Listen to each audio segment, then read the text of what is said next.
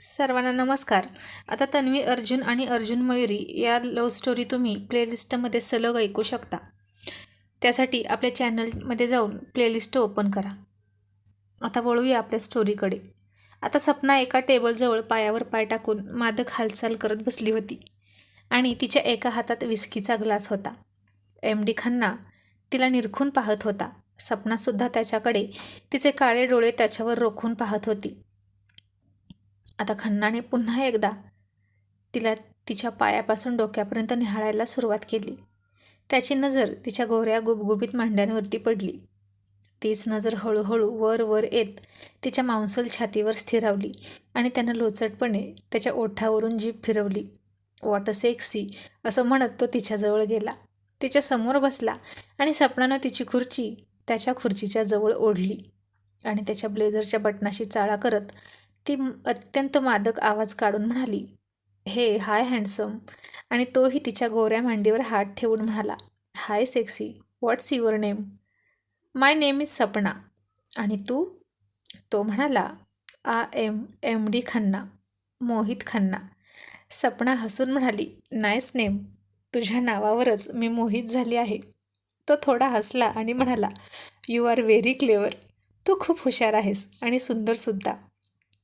आणि तुलाही पाहिल्यापासून मी तुझीच स्वप्न पाहायला लागलो आहे." आता सपनाही हसली आणि म्हणाली, "तू सुद्धा बोलण्यात हुशार आहेस की." मोहित खन्ना म्हणाला, "तुझ्या संगतीचा परिणाम आहे." "फ्रेंड्स?" असं म्हणून त्यानं तिच्यासमोर हात पुढे केला. सपना म्हणाली, "लगेच? इतक्यात मैत्री करायची? आत्ताच तर आपली ओळख झाली ना." तो म्हणाला, "म्हणून तर मैत्री करतोय आणि फक्त हात मिळवतोय. जास्त ओळख नाही म्हणून. आणि जास्त ओळख झाल्यावर मी फक्त हात मिळवून थांबत नाही." असं म्हणून त्यानं पुन्हा एकदा तिच्या पूर्ण शरीराकडे पाहिलं आणि सपना पुन्हा गालात मादक हसली आणि म्हणाली, "मग मला आवडेल तुझ्याशी आणखीन ओळख करून घ्यायला." मैत्रीच्या पलीकडे आता मोहित खन्ना स्वतःवर खुश झाला. तो सुद्धा हँडसम होता आणि त्यालासुद्धा कुठलीही मुलगी वश होणार याबद्दल खात्री होती. मग त्यानं तिच्यासमोर हात केला आणि म्हणाला, "लेट्स डान्स." त्यानं तिला डान्स ऑफर केला आणि तीही त्याच्या हातात हात घालून डान्स करू लागली. आता दोघेही खूप चिपकून चिपकून डान्स करत होते. सपनानं ठरल्याप्रमाणे त्याला तिच्या सौंदर्याची आणि मादकतेची मोहिनी घातलीच होती आणि त्याच्या गळ्यात हात टाकून ती डान्स करत होती. तिच्या शरीराचा स्पर्श त्याच्या शरीराला व्हायचा आणि तो फार उत्तेजित होत होता. आज हे नवीनच पाखरू त्याला भेटलं होतं आणि आता त्यानं हळूच सहेतुकपणे तिची कंबर दाबली आणि तिच्या डोळ्यात पाहून डोळ्यांनीच खुणावलं त्या क्लबमधल्या रूमकडे. आणि सपना त्याला हसून म्हणाली, "नो हँडसम, इतक्या लगेच नाही." तो म्हणाला, "का? मी तुला आवडत नाही का?" ती म्हणाली, "आवडतोस म्हणून तर मैत्री केली ना मी तुझ्याशी. पण मला वाटतं की आपण जास्त घाई नको करायला. आपण पुन्हा भेटू." आणि त्याचा हिरमोड झाला. त्याला तर सपनाला आत्ताच बेडवर घ्यायची होती. तिचं दिलखेचं खचणं, डोळा मारणं, ओठांचा पाऊट करणं सगळं त्याला घायाळ करत होतं. आणि तो तिला म्हणाला, "कधी भेटायचं? तू म्हणशील तिथे आणि म्हणशील तेव्हा मी भेटायला येईल. मी तयार आहे." ती म्हणाली, "ओके, मग मी तुला लवकरच कळवीन की आपण कुठं भेटायचं आणि कधी भेटायचं. फक्त तू आणि मी. मला डिस्टर्ब आवडत नाही." असं म्हणत तिनं त्याला बाय केलं, एक फ्लाईंग किस दिला आणि तिथून निघाली. इतक्यात त्यानं तिचा हात पकडला. तशी ती घाबरली आणि तो म्हणाला, "इतकी काय घाई आहे? तुझा फोन नंबर तरी दे." आणि सपनानं त्याला तिचा फोन नंबर दिला आणि तो म्हणाला, "आता माझा नंबर घे." ती म्हणाली, "गरज नाही." तो म्हणाला, "का?" सपना हसून म्हणाली, "कारण आता थोड्या वेळाने तूच मला फोन करशील, तेव्हा तुझा नंबर आपोआपच येईल माझ्या मोबाईलमध्ये." असं म्हणून हसत डोळा त्याला मारून निघून गेली. स्मार्ट गर्ल असं म्हणून त्यानं तिचा नंबर सेव्ह केला आणि तिला भेटण्याचं प्लॅनिंग करू लागला आणि म्हणाला, "आजपर्यंत इतकी सेक्सी मुलगी कधीच पाहिली नव्हती आणि तीसुद्धा लगेच माझ्या जाळ्यात अडकली. माझं नशीब खरंच खूप चांगलं आहे. तिकडे माझा सगळ्यात मोठा शत्रू हॉस्पिटलमध्ये शेवटच्या घटका मोजत आहे आणि इकडे मला मात्र सेक्सी मुलींची लॉटरी लागते. Enjoy Mohit, enjoy." असं स्वतःलाच म्हणून हसत होता. आता पार्टी झाली पाहिजे असं म्हणून प्रोजेक्ट मिळाल्याच्या आनंदात त्यानं पार्टीचं आयोजन करायला सुरुवात केली. आता सपना तिचं काम करत होती आणि त्याच रात्री तन्वी तिचं काम आवरून गाढ झोपली होती. कुणाल आणि रियासुद्धा झोपले होते. आर्यनसुद्धा पाळण्यामध्ये झोपला होता आणि तिच्या स्वप्नात अर्जुन आला. ती स्वप्न पाहत होती. ती तशीच गाढ झोपली होती. खिडकीतून मंद मंद वारा वाहत होता. दिवस थंडीचे होते, त्यामुळे ती गुलाबी थंडी अंगावर घेत झोपली होती आणि तिच्यावर तेच मादक, जालिम, तीक्ष्ण धारदार नजर रोखून अर्जुन बघत होता. खिडकीतून येणाऱ्या हवेमुळे तिच्या चेहऱ्यावर उडणारे तिचे रेशमी केस तिला डिस्टर्ब करत होते. तिची झोपमोड करत होते. आता अर्जुन तिच्याजवळ आला. तिला पाहून गालात गोड हसला. तिच्या चेहऱ्यावर येणारे केस त्याने अलगद बाजूला सारले आणि एक बोट तिच्या कपाळापासून हळूच फिरवलं. त्यानं ते बोट तसंच कानामागून, तिच्या ओठांवरून, मानेवरून, छातीवरून तो ते बोट फिरवत होता. आज तन्वीनं मरून कलरचा नाईट गाऊन घातला होता. खूप सुंदर दिसत होती ती. आता त्याच्या बोटाच्या स्पर्शानं तन्वीची हालचाल सुरू झाली आणि तिचे ओठ एकमेकांपासून अलग झाले. आता ते त्याच्यासाठी आमंत्रण होतं हे त्यानं ओळखलं आणि हळूच खाली मान घालून वाकून त्यानं तिच्या ओठांवर ओठ टेकवले. तशी त्याची वाढलेली मिशी तिला टोचली आणि तिनं तिच्या मनगटानं तिचे ओठ पुसले आणि लाडात येऊन म्हणाली, अर्जुन, झोपू दे ना बेबी, नको ना त्रास देऊ. मग त्यानं हळूच तिच्या कानाच्या पाकळीला बाईट केलं आणि तिच्या कानात हळूच म्हणाला, I love you Tanu, I miss you baby.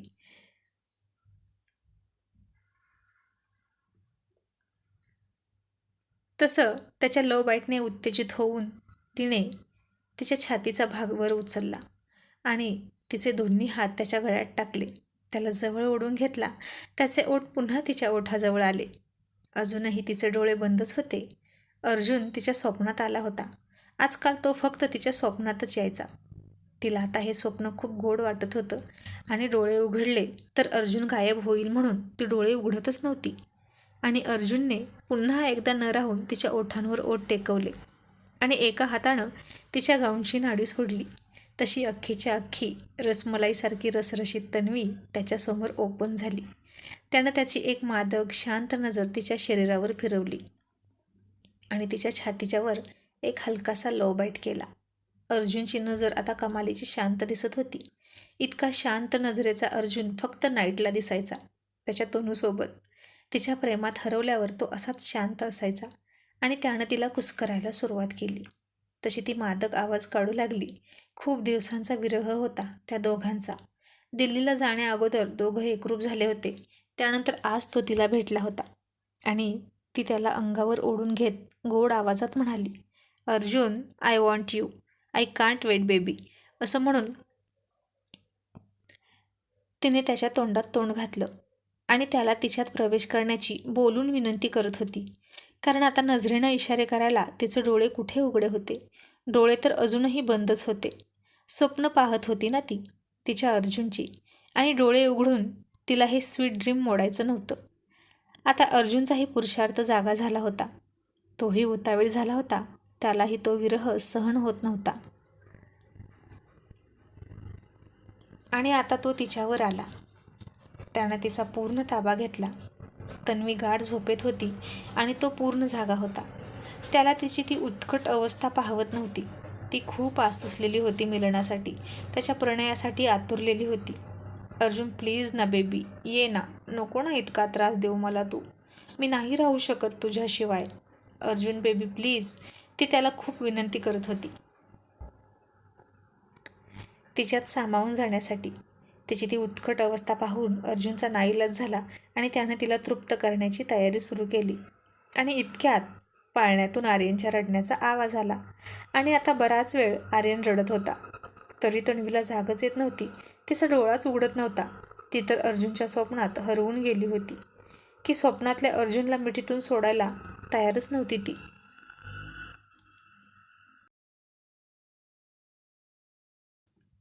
आणि डोळे उघडले तर अर्जुन निघून जाईल म्हणून तिला डोळेसुद्धा उघडायचे नव्हते. आणि अचानक तिच्या कानात आर्यनचा आवाज घुसला आणि तिनं खाडकन डोळे उघडले. आर्यननं सुसू केली होती आणि थंड लागलं म्हणून तो रडत होता. तन्वीनं घड्याळात पाहिलं तर रात्रीचे 12:30 वाजले होते आणि अर्जुनचं स्वप्न आठवून ती खूप लाजायला लागली आणि तिचं पेटून उठलेलं शरीर काहीसं शांत शांत वाटत होतं.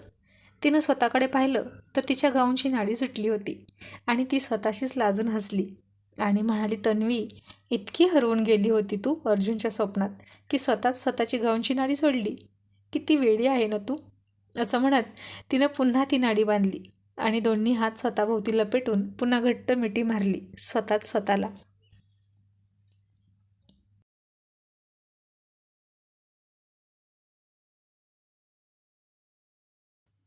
मग तिनं खिडकीकडे पाहिलं तर खिडकीसुद्धा बंद होती, फक्त ढकललेली होती. आजचं स्वप्न तिला खूप आवडलं होतं. आता तिनं आर्यनचे कपडे चेंज केले, पुन्हा त्याला झोपवला. आता तिला झोप येतच नव्हती. गालात हसत होती आणि म्हणत होती, Arjun, I miss you so much. I love you so much baby. लवकर ये ना अर्जुन, ही बेडरूम तुझ्याशिवाय सुनी सुनी वाटते. असं म्हणत तिनं पुन्हा त्याचं ते स्वप्न आठवत डोळे झाकले आणि पुन्हा त्याच्या स्वप्नात हरवून गेली. इकडे खूप रात्र झाली तरी अतुल घरी आला नव्हता. त्याची बायको त्याची वाट पाहत होती आणि अतुल घरी आला. रात्रीचा 1 वाजला होता. अतुलची बायको म्हणाली, अतुल, तू कुठे गेला होता? अतुल थकलेल्या अवस्थेत आणि बारीक रडवेला चेहरा करून म्हणाला, हॉस्पिटलमध्ये गेलो होतो.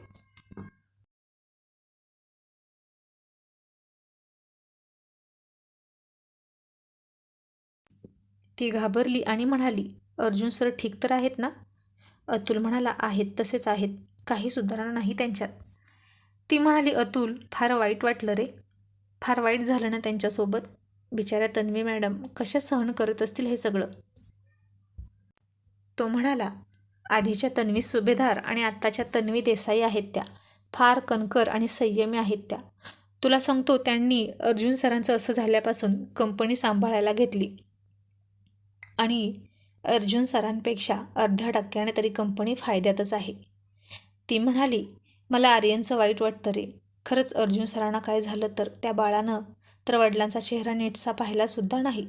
आणि अतुल तिला अडवत म्हणाला, असं काय बोलतेस, त्यांना काहीही होणार नाही. आणि आत्ता तर नाहीच नाही. म्हणजे? तिनं काहीच न समजून विचारलं. अतुल सावरत म्हणाला, म्हणजे त्यांना काही नाही होणार असं म्हणायचं होतं मला. चल झोपूया, सकाळ ऑफिस आहे आणि फार कंटाळा आला आहे. पिहू झोपली का गं?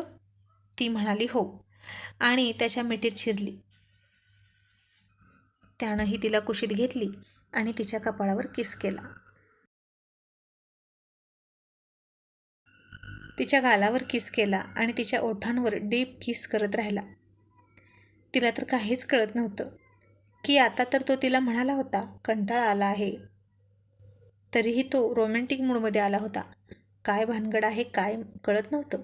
आणि ती म्हणाली, अतुल, काय झालंय? तू नक्की खुश आहेस की ना खुश? अतुल फक्त गालात हसला आणि तिच्यावर आला आणि म्हणाला, आत्ता सांग, तू खुश आहेस की ना खुश?